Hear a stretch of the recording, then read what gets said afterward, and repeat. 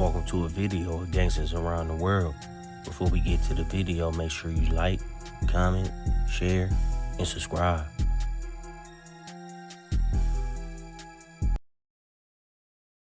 All my niggas on standby with them slapstick shorty. This shit don't stop. Lil B. Shout out Lil B. Oh, this Lil B. He's going from school or something? Where you going, bro? Lil B robbing me. This Lil B on phone to me up that bitch. And if you ask me, am I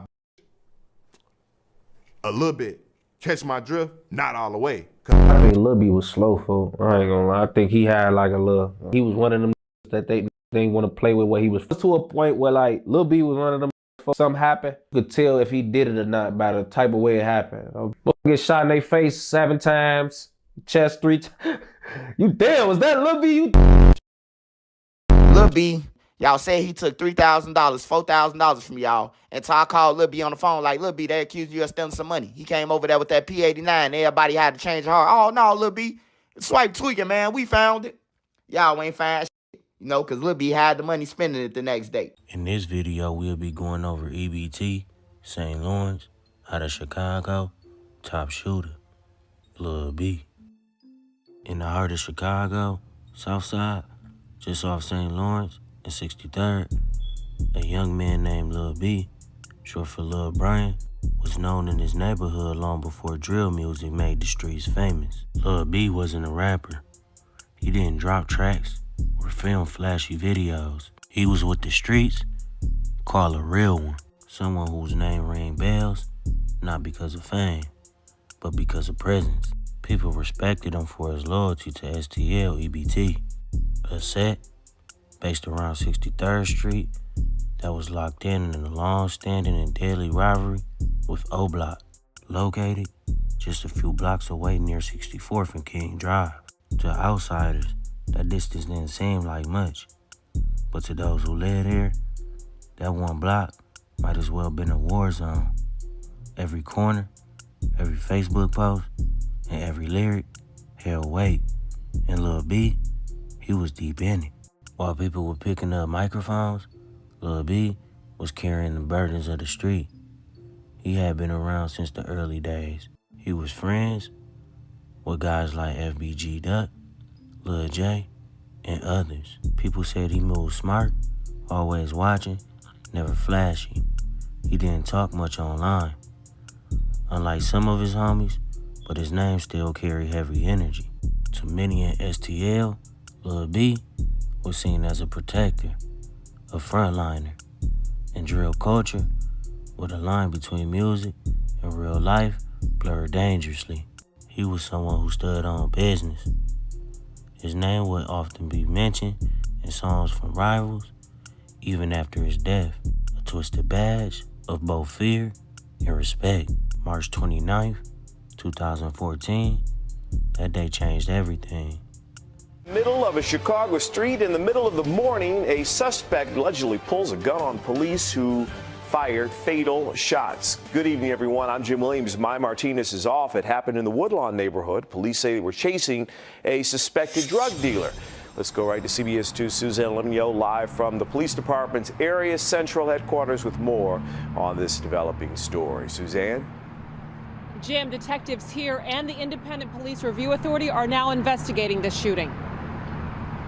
A massive police presence between Eberhard and Rhodes on 63rd. Patrol cars, blue lights flashing after a police-involved shooting. He got shot 7 times on Rhodes, right there by the police. Friends say 19-year-old Rasan Shah had just left them to get something to eat. He was running through the alley with no gun or nothing, because he just left us, so we know he ain't had no gun. The police shot him unjustified. Too many times in his back. He ain't do nothing, man. Chicago Fraternal Order of Police Lodge 7 spokesperson Pat Camden says Shah was caught by police in the middle of a drug deal. They went after him. Camden says Shah pointed a gun at police. The officer defends himself, shoots the offender. We did recover a .40 caliber Glock with an extended clip. Chaos erupts after the shooting. An angry mob gathers. The rumor starts to spread that he didn't have a gun, the police shot him for no reason. Nothing could be further from the truth. If you're carrying a gun and you're stopped by the police, put your hands up in the air, and I guarantee you, you won't get shot. Point a gun at a policeman, and I guarantee you, you will get shot. And that's what happened in this case. Absolutely. And police say that semi-automatic handgun recovered also had a laser sight on it. Live at Area Central, Suzanne Lemonnier, CBS 2 News. Jim? Suzanne. Reports say Lil B had just come back from a quick trip to the local store. Chicago police say they were responding to gunfire in the area. When they spotted Lil B, they claimed he had a weapon. What happened next remains controversial. Officers opened fire and Lil B was shot and killed. Lil B was just 19. The neighborhood was in shock. His people didn't believe the official story. They said he was set up, or at least misidentified. But the truth didn't matter anymore. He was gone. No court trial, no body cam footage, just another name on the long list of lost youth from the South Side. But in death, Lil B became a legend. He was immortalized in drill music, in songs by FBG Duck, Lil J, and others. Free Lil B and R.I.P. Lil B became a theme. Opps dissed him, his people defended him. His name lived on murals, on t-shirts, and lyrics, and in the pain of those who knew him. Lil B from 63rd wasn't a superstar. He wasn't a chart-topping rapper, but in the eyes of his block, he was a symbol of resistance, of pride, and of brutal reality that young black men in Chicago face every day.